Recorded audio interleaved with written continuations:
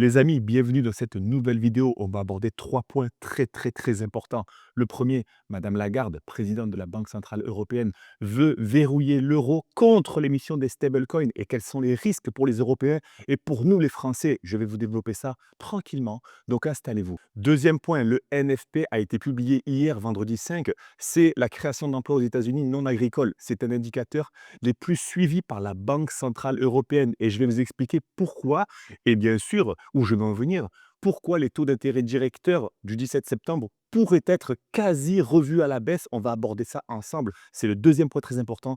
Et le troisième point qui est selon moi un des plus importants, l'Europe contre les pays émergents. Donc l'Europe, les États-Unis contre les pays émergents, mineurs de Bitcoin. Est-ce que tu savais qu'il fallait moins de 1 500 $ à l'Iran pour miner un seul Bitcoin? Quels sont les autres pays émergents? Quels sont les pays qui sont en train de se structurer une bonne réserve stratégique de Bitcoin comparée aux pays européens? Sommes-nous en retard? Sommes-nous en avance? Que va-t-il se passer dans les prochaines années à venir? Est-ce que les Européens vont continuer de fuir l'Europe au profit de ces pays-là? C'est ce qu'on va aborder dans cette vidéo, donc installe-toi tranquillement, c'est parti.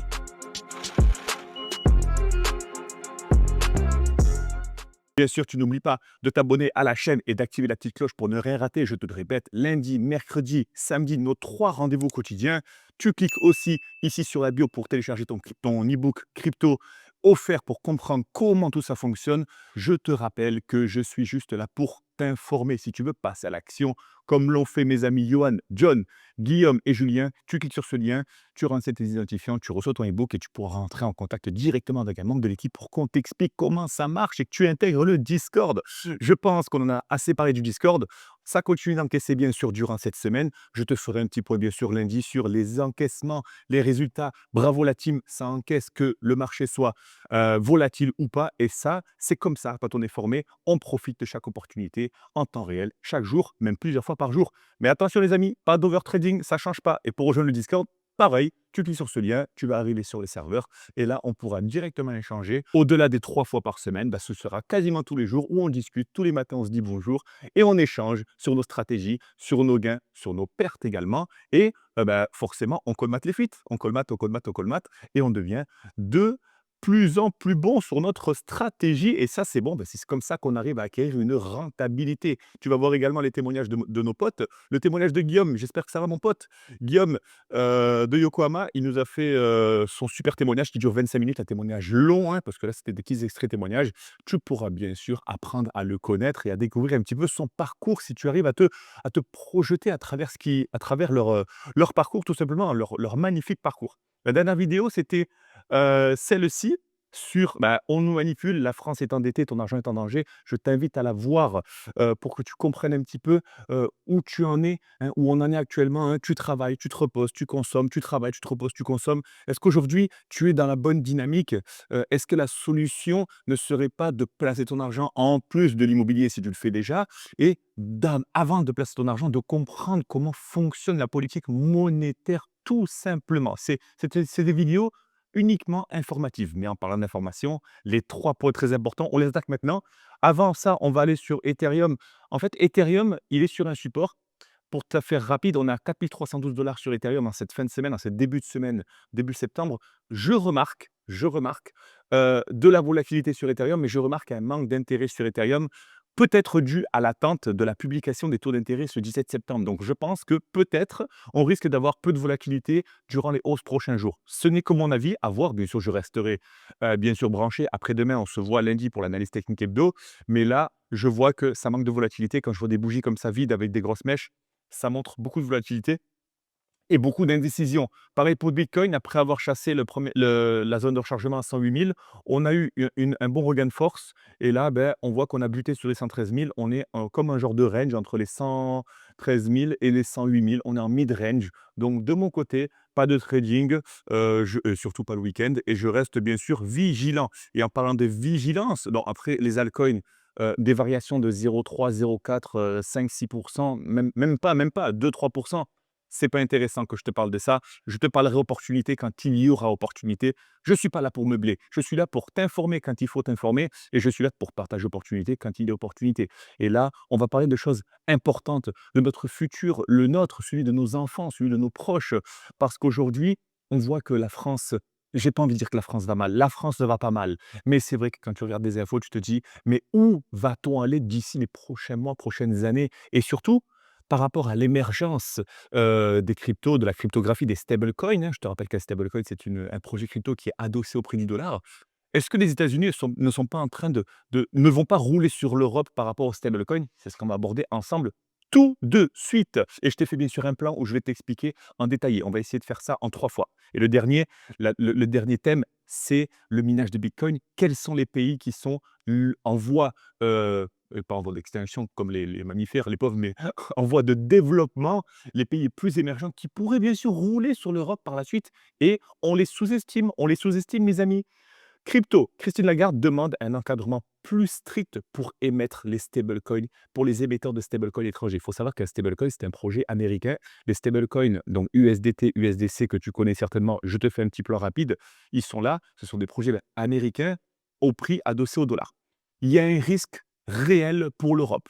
Pourquoi l'euro numérique veut être développé? Pourquoi les CBDC en Chine vont se développer avec un stablecoin adossé au yuan, il me semble? Chaque pays, chaque grosse nation va avoir son stablecoin natif, mais nous, l'Europe, nous n'avons pas encore. Comparé à l'USDT, l'USDC, nous n'avons pas encore nos stablecoins régulés. C'est pour ça que Madame Lagarde veut développer et son équipe veut développer l'euro numérique. On en a déjà parlé dans une précédente vidéo, hein. Je te la partage ici, l'euro numérique. Elle est où? Elle est où? Elle est là. Ils vont contrôler ta vie. L'euro numérique arrive. Je t'invite à regarder cette vidéo pour comprendre comment ça marche. Je te fais gagner du temps. Tu cliques ici, je t'ai fait un plan spécial. Et où je voulais en venir par rapport à Madame Lagarde, c'est que je t'ai fait un petit résumé, hein. Donc, on a le plan ici, le post, mais je t'ai fait un petit résumé que je vais te partager sur Bitcoin. Toujours pareil, ça ne change pas, hein, TradingView. Moi, je fais tout sur TradingView, ça ne change pas. Donc, je vais t'expliquer le problème que Madame Lagarde, la présidente de la Banque centrale européenne, soulève actuellement.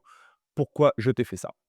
Pourquoi je t'ai fait ce petit résumé? Le problème que Madame Lagarde soulève, c'est que les stablecoins en dollars, USDC, PayPal USD, donc il faut savoir que PayPal, le géant PayPal, a développé son stablecoin, PayPal qui est une boîte mondiale, hein, ils prennent de plus en plus de place. Mais il y a un risque réel pour l'Europe concernant les remboursements, et cetera. Mais ça, je pense on va l'aborder. Les règles européennes, donc MiCA, les règles MiCA ne couvrent pas assez de stablecoins étrangers. Les règles MiCA encadrent l'Europe, mais ça ne couvre pas les stablecoins étrangers, pas assez d'ailleurs.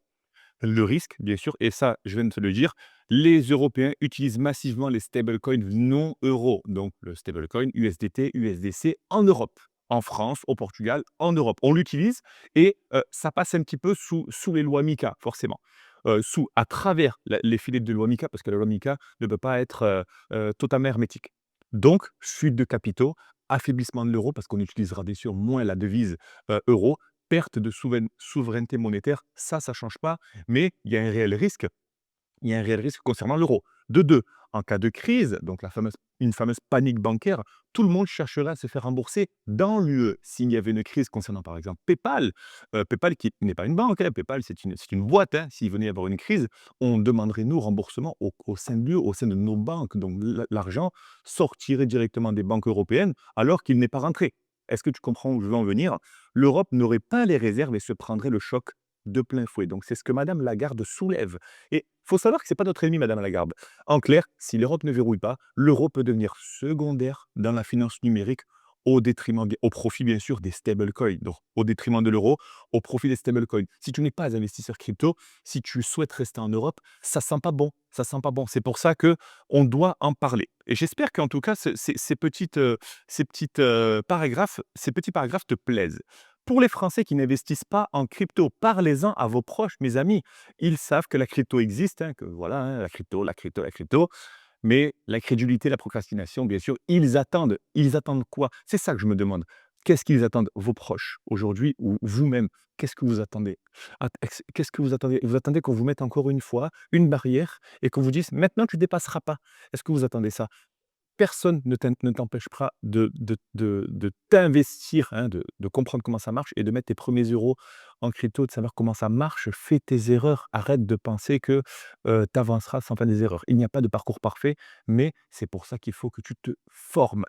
Ils risquent de voir leur épargne et leur pouvoir d'achat érosionner par la perte d'influence de l'euro et ça change pas parce que madame Lagarde veut ressortir la planche à billets. Qui dit planche à billets dit imprimer de l'euro. Qui dit imprimer de l'euro dit l'inflation, donc la perte de la valeur de l'euro va continuer. Il y en aura de plus en plus, moins de demandes, on perd de la valeur d'achat, du pouvoir d'achat, pardon. En 20 ans, l'euro a perdu plus de 30 de sa valeur. 30 de sa valeur, c'est énorme parce qu'on imprime de plus en plus pour, bien sûr, combler la dette. En fait, c'est un cercle vicieux. C'est un cercle vicieux qui se met en place. Leur FOMO viendra trop tard, donc la peur de rater une opportunité viendra trop tard pour les non-investisseurs crypto. Quand les stablecoins USD et BTC seront déjà omniprésents, ils paieront le prix fort pour entrer et ça ne change pas, vous le savez, d'ici les prochaines années. Le ticket d'entrée pour investir en crypto sera de plus en plus cher de par la connaissance. Le chemin sera beaucoup plus long et de par aussi les erreurs coûteront de plus en plus cher. Parlez-en à vos proches, s'il vous plaît. Ce n'est pas de la propagande, c'est juste le fait de s'intéresser à autre chose que TikTok, Instagram. Arrêtez ça, bordel, on est des hommes. Je sais très bien qu'on a aussi nos divertissements, FIFA, on a Call of Duty, on a toutes ces conneries, mais s'il vous plaît, un petit peu de connaissances pour combler tout ça. Faites-le pour votre famille, s'il vous plaît. Pour ceux qui s'y intéressent déjà, les investisseurs, l'opportunité est supplémentaire, comme nous, comme peut-être toi qui l'es actuellement. Soit le dollar numérique devient la référence et tes cryptos à 200 dollars prennent plus de poids. Donc, si tu as des USDT, USDC, tant mieux, hein, tu t'en fiches parce que ça sera le collatéral, il sera en USDT et en USDC hein, plutôt que d'être en euros. Donc, l'euro faiblira. Et soit l'Europe riposte avec un euro numérique régulé. La nouvelle vague d'opportunités va arriver parce que tu auras déjà les connaissances nécessaires. L'adoption sera forcée, c'est ça que j'aime pas, c'est ce mot, adoption forcée. Aux États-Unis, l'adoption n'est pas forcée. Actuellement, je parle, elle n'est pas forcée. En Europe, c'est soit il n'y a rien, ou again, tout le monde s'en va dans tous les coins et là, ben, ça va être la révolution et tout le monde va tout casser dans la rue, ou soit on va nous mettre des barrières. Putain, comme ce putain de Covid, excusez-moi, ils nous ont mis sous barrière et ils nous ont imposé ça. On est des gamins. On est des gamins. Heu s'il vous plaît, il y a une pandémie, ne sortez pas juste pour promener le chien. Tout le monde avait des chiens, tout le monde baladait le chien, tout le monde faisait du sport. Non, s'il vous plaît, on ne sait pas se tenir le français. Comment ça se fait qu'on en arrive là? Et la génération qui arrive, ça va être pire, la génération TikTok. Oh mon Dieu, la génération TikTok, Instagram. Au secours, les enfants sont éduqués avec TikTok. Que font les parents? Que font les parents? La génération, qui arrive là, il faut se ressaisir les gars, il faut se ressaisir, hein. Donc ce sera absolument, nécessaire de s'y intéresser. L'Europe numérique, voilà, nouvelle monnaie, adoption forcée, bull run réglementaire. Dans les 2 cas, les capitaux vont bouger, que ce soit en stablecoin ou en euros et les investisseurs qui sont déjà dedans seront en avance sur le reste de la population. Sachez qu'il y a moins de 10-15 des investisseurs, crypto français. Dans ces 10 je le répète, il y en a qui perdent de l'argent et nous, aujourd'hui, faisons partie de tu même pas 1 des personnes qui sont déjà là-dedans, qui savent comment ça fonctionne, les wallets décentralisés, la sécurité, Ledger, envoyer la crypto à droite à gauche pour pouvoir en profiter, générer de l'argent, la fiscalité. On a déjà ces connaissances grâce à la formation et au fait et le fait de se former également. Donc s'il vous plaît, continuez dans cette direction. Si vous n'y êtes pas, rejoignez le Discord pour qu'on en parle. J'espère que ce premier thème vous a plu et pourquoi madame Lagarde tire la sonnette d'alarme, hein, c'est bien le titre et sachez que, la BCE, la Banque centrale européenne, est totalement décorrélée du gouvernement français, européen, suisse, portugais et cetera. Donc c'est elle qui décide comment réguler, l'euro. Donc c'est la patronne de l'euro. Bon, c'est pas la seule, mais tu dois le savoir que ton billet aujourd'hui dépend de plusieurs lois et arrête de consommer et instruis-toi, s'il te plaît, c'est important. La deuxième chose très importante, c'est que l'emploi, bon, étant berne aux USA, la Fed, la banque centrale américaine, donc la réserve fédérale américaine, c'est une banque centrale qui est pareil, décorrélée du gouvernement américain, qui est la banque d'un côté et l'État américain de l'autre, devrait baisser ses taux et booster Bitcoin. Il n'y a plus de ouais 80-20 que les taux baissent. Je te rappelle que les taux d'intérêt directeurs, s'ils venaient à baisser, il y aurait plus de pouvoir d'achat, donc on pourrait plus emprunter aux banques, bon, les investisseurs et de plus en plus de capitaux pourraient être injectés dans les actifs à risque, dont les cryptos. Donc ça pourrait être un catalyseur, sachant que c'est dans 11 jours, le 17 septembre, qu'il y aura, la décision de la banque centrale américaine.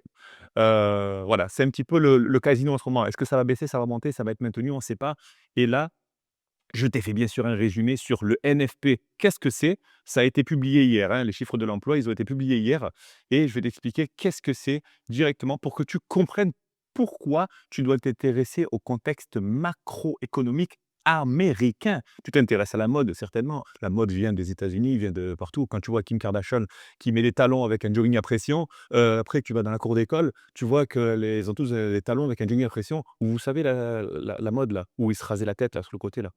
Ou la tectonique, voilà, toutes les conneries, elles viennent des États-Unis et après, toute la merde, elle vient elle vient se déverser en France. Intéressons-nous, s'il vous plaît, à ce qui fait tourner l'économie et ce qui est intéressant pour nous. Ça vient des États-Unis, s'il vous plaît. Il y a pas que la mode, il y a aussi, la macroéconomie. Le NFP, c'est quoi? C'est toujours publié le premier vendredi du mois. Excusez-moi si ça me gratte. Donc le non-farm payrolls, OK? La création d'emplois non agricoles aux États-Unis. C'est, je l'avais écrit, c'est l'un des indicateurs économiques les plus suivis par la Banque centrale américaine et les marchés, car il mesure directement la santé de l'emploi. Lors du dernier discours de Jérôme Powell, il avait accentué, son discours sur ça, et c'est pour ça que ça avait été assez bullish parce que, il avait dit qu'il prendrait des décisions concernant la santé de l'emploi parce que c'est sa priorité, hein. Forcément, c'est la priorité de la Banque centrale américaine, la santé de l'emploi aux États-Unis.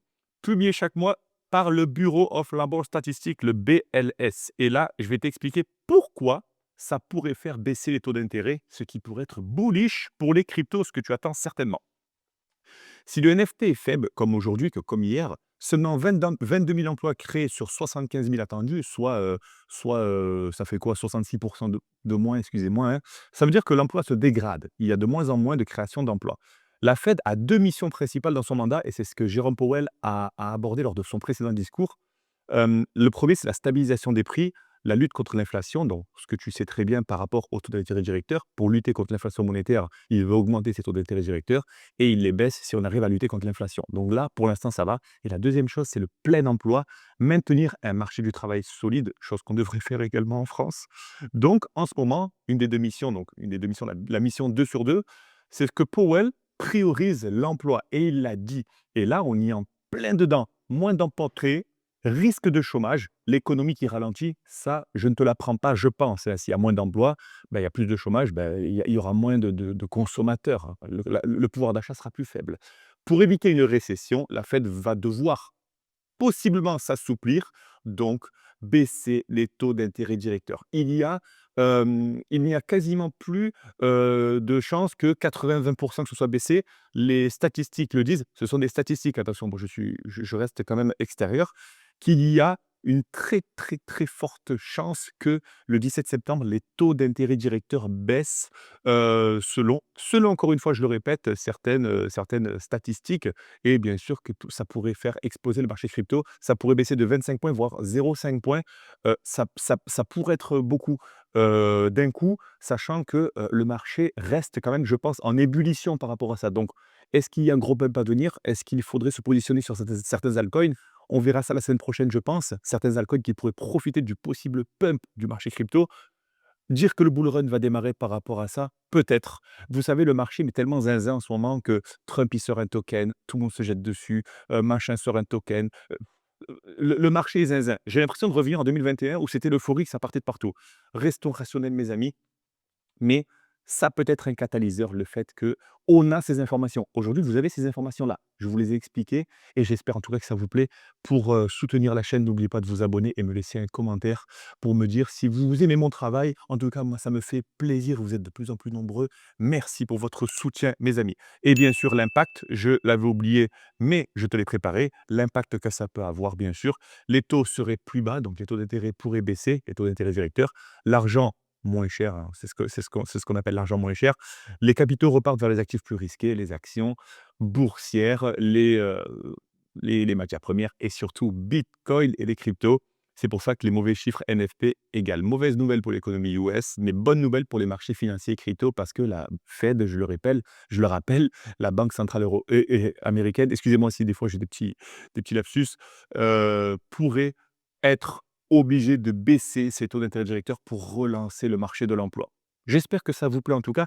C'est pour ça qu'il faut s'intéresser à la macroéconomie et arrêter de vous dire: «Ah je sais pas, je sais pas si c'est fait pour moi, je sais pas si j'y arriverai». Vous en êtes capable aujourd'hui grâce, grâce aux vidéos que je vous propose et j'espère que ça vous plaît en tout cas. Maintenant, on va attaquer le dessert.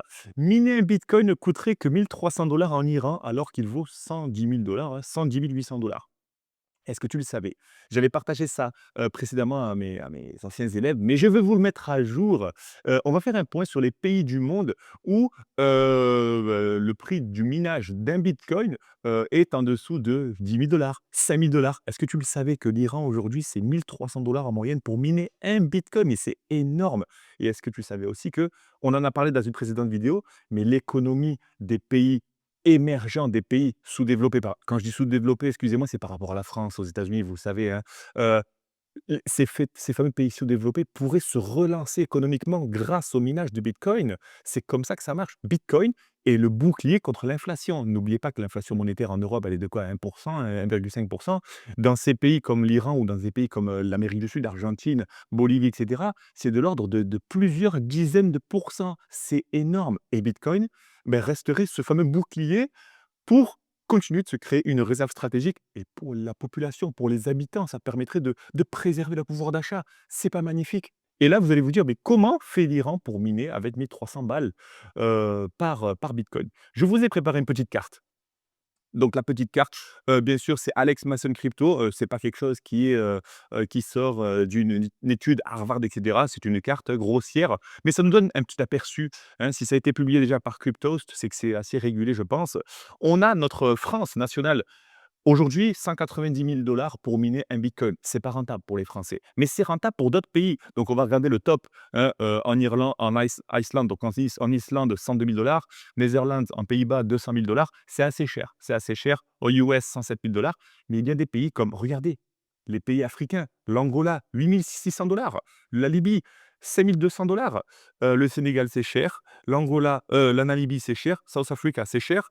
On a quoi? L'Éthiopie, 2 000 en Éthiopie pour miner un bitcoin. Ce sont des pays qui doivent se relever. Ils doivent se relever. On a confiance et c'est beau de voir que les richesses j'espère que les richesses mondiales seront mieux, excusez-moi, si j'ai pas les mots les plus simples des fois, mais elles seront mieux réparties, partagées. Il y en a marre de voir ces pays africains qui manquent toujours, ces pays sud-américains qui manquent toujours, asiatiques. J'espère vraiment. Franchement, j'espère. On continue avec le Soudan. L'Éthiopie, 4 000 pour le Soudan, l'Éthiopie. On a aussi ici, donc l'India, 50 000 et cetera. Vous avez vu l'Australie, 180 000 et on a la Syrie, 4 000 et cetera. Je vous ai fait un petit résumé pour que vous compreniez où où on va, nous, par rapport à l'Europe, par rapport à la France. Bien sûr, le petit résumé qui va bien et je vous le partage encore une fois, ça me fait plaisir parce que c'est les mots de le dire, mais c'est les mots de l'avoir en écrit. Le résumé en étapes. Donc le top 5, bien sûr, l'Iran, l'Éthiopie, le Soudan, Cuba, Nigeria, hein, et j'ai mis entre parenthèses, le Nigeria a une réserve de bitcoin officielle. Le Bhoutan, pareil. Le Bhoutan, comme les Émirats arabes unis, hein, qui sont en train de se développer également, contrairement aux pays européens qui ont des réserves stratégiques de bitcoin par rapport à des saisies, hein, comme l'Angleterre, par exemple, a des saisies. Ils saisissent, carrément, du coup, hein. Eux minent leur bitcoin, c'est naturel et ils le minent avec des énergies naturelles. C'est ce qu'on va aborder tout à l'heure parce que vous allez peut-être vous dire: «Mais comment ils font pour miner, s'ils ont moins de pouvoir d'achat que nous?» Ils utilisent la terre, ils utilisent les énergies naturelles, que ce soit le charbon, que ce soit aussi, l'énergie hydroélectrique et cetera. Comparé à l'Europe, 100 000 pour un BTC, en Italie, 300 000 pour miner un bitcoin. Voilà, donc ça, c'est le top 5. La deuxième chose, je veux t'expliquer ce que ça révèle. Aujourd'hui, ce que ça révèle, le fait que tout ça se développe. Les pays émergents, donc ce qu'on appelle les pays émergents qui se développent, hein, l'énergie est bon marché, donc tout ce qui est hydroélectrique, le gaz, le pétrole, ils transforment leur énergie excédentaire en bitcoin. C'est ce qu'aimerait faire, il me semble, excusez-moi si je me trompe, mais Marine Le Pen en a parlé sur Twitter, il me semble, Est-ce qu'elle l'a dit pour gagner, des votes pour son parti politique? Je ne sais pas, je ne suis pas, pour n'importe quel parti politique, j'en ai rien à foutre. Mais soi-disant, elle aurait dit dans un post où quelqu'un l'aurait relayé qu'elle aimerait prendre le surplus d'énergie pour miner du bitcoin. Voilà, c'est ce que j'ai entendu, hein. J'ai jamais entendu Macron dire ça, mais c'est la seule personne que j'ai entendu dire ça. Donc ils le font déjà, hein, ils passent à l'action directement et certains pays comme le Bhoutan, le Nigeria accumulent déjà des réserves stratégiques. En Europe et en France, on en est où? Par rapport à tout ça, bon, est-ce que j'ai besoin de vous faire un dessin par rapport à l'Europe et la France? Je ne pense pas. L'énergie est chère en Europe et en France. Le nucléaire est en baisse. Les importations de gaz et de pétrole, vous le savez, on dépendait, bien sûr précédemment de la Russie. Il y a eu ces conflits. Là, il y a l'Ukraine, après, il y a l'Iran, après, il y a l'Israël, après il y a la Palestine, après il y a l'Algérie, après il y en a marre. Il y en a marre en Europe, en France, il y a toujours la guerre partout et s'il y a pas la guerre et beh, c'est nous qu'on va se mêler de ce qui se passe. C'est compliqué en ce moment pour que ça se développe aussi du côté du numérique. Je l'ai dit et je le répète, heureusement que la France est là pour maintenir l'ordre et j'espère que ça continuera. Mais de notre côté, il faudrait aussi penser au développement, plutôt que de rester vieillissant économiquement. Vous le savez, aujourd'hui, l'Europe et la France sont vieillissantes. On est fermé aujourd'hui aux nouvelles technologies et vous savez ce qui se passe? Je ne vais pas vous le spoiler, c'est le quatrième point, mais vous savez ce qui va se passer et j'espère que ça restera là-dedans. La croissance est faible, la dette publique reste élevée, j'en ai parlé dans la précédente vidéo. La BCE, la Banque centrale européenne, risque de verrouiller avec un euro numérique. Les restrictions sur les stablecoins étrangers, les USDT, USDC, le résultat, bien sûr, une perte de compétitivité, moins d'opportunités, même pas d'opportunités de minage rentable parce que on a un surplus de taxes et l'énergie coûte cher. On importe, contrairement à ces pays-là qui se développent et qui exportent et qui profitent de l'énergie qu'ils produisent. C'est ça le problème. Les États-Unis, l'Asie, où en sont-ils? Les USA que vous connaissez bien sûr, les stablecoins sont régulés à l'heure actuelle, la domination monétaire reste mondiale du dollar.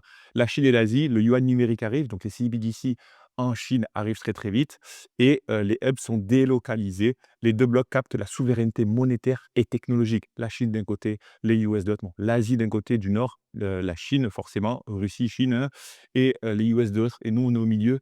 Qu'est-ce qu'on fait? Qu'est-ce qu'on fait? Et c'est ça qu'il faut se poser comme question. La conclusion pour les Européens, pour nous, les Européens, si nous restons vivre en Europe, l'illusion de souveraineté, l'euro se marginalise dans la finance numérique, ce qui est triste quand même, sachant qu'on est une monnaie très très forte.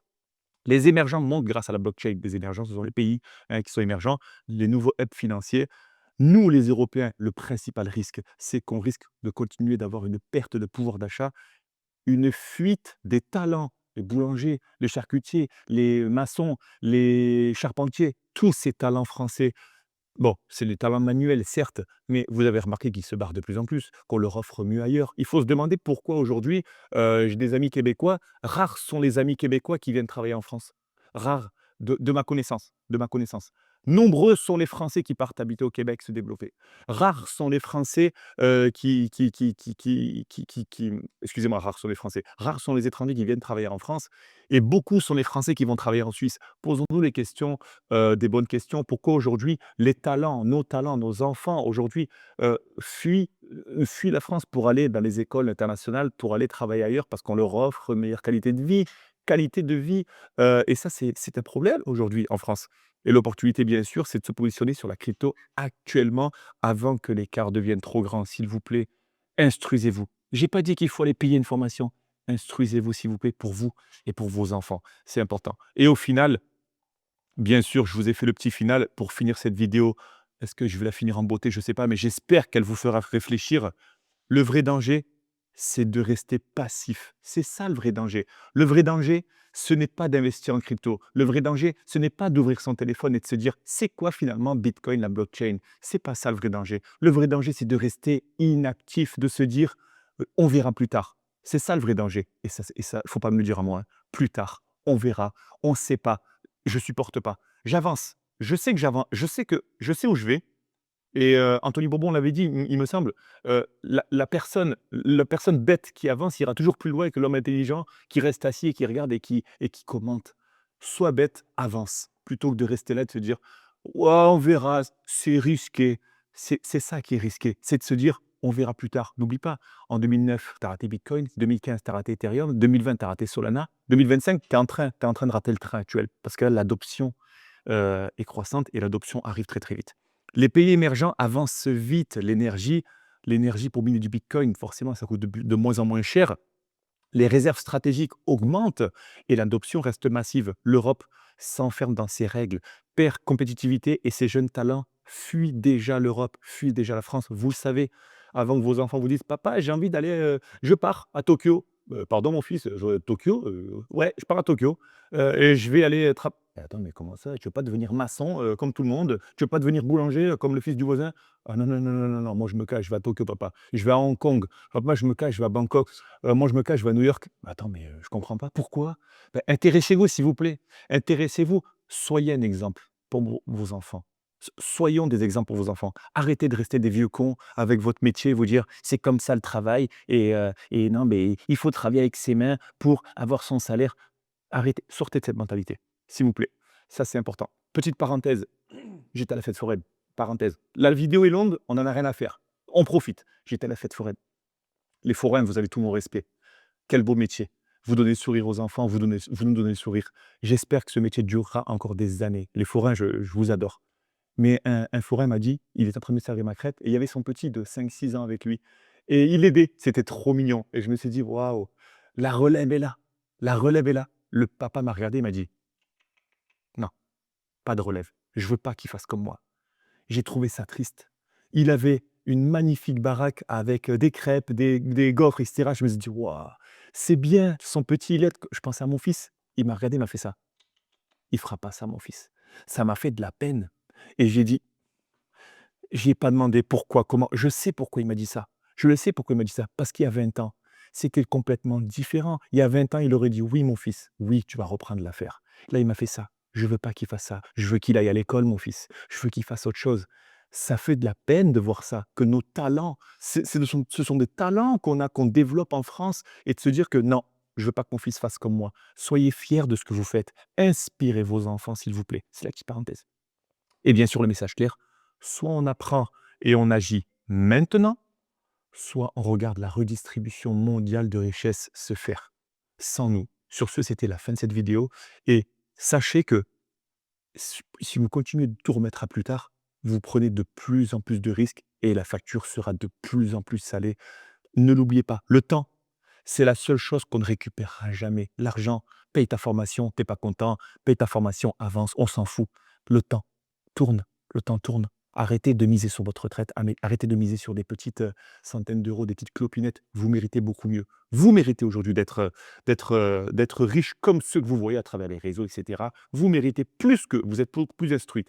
Sur ce, n'oubliez pas de vous abonner à la chaîne. J'espère que cette vidéo qui une des vidéos les plus longues vous a plu. Je suis content que vous l'ayez regardé jusqu'au bout. N'oubliez pas de vous abonner, d'aller prendre votre e-book pour comprendre comment ça fonctionne. Partagez-moi, s'il vous plaît, ce lien avec cette vidéo à toutes les personnes qui, selon vous, sont encore dans le flou, qui ont envie de se lancer, mais qui ne savent pas, à qui faire confiance. Faites-vous confiance et faites confiance à des personnes qui sont passées par votre parcours, c'est-à-dire du parcours flou à comprendre comment ça fonctionne au sein de la communauté. Si tu ne prévois pas ton avenir, prépare-toi à le subir. Donc, c'est pas un message faux c'est c'est comme ça que ça risque d'arriver si tu continues de rester procrastinateur. Sur ce, j'espère que cette vidéo t'a plu. Oui, c'est une vidéo toujours, alerte, alerte, alerte. Je les enchaîne actuellement, mais je suis obligé. Je suis obligé de vous parler de ça parce que c'est pas quand ça va arriver, je vous dirai: «Je le savais». Ben bon, vous inquiétez pas, moi je suis à Cuba, j'ai les bitcoins, allez vous faire voir. Jamais de la vie. On est ensemble mes amis, on est ensemble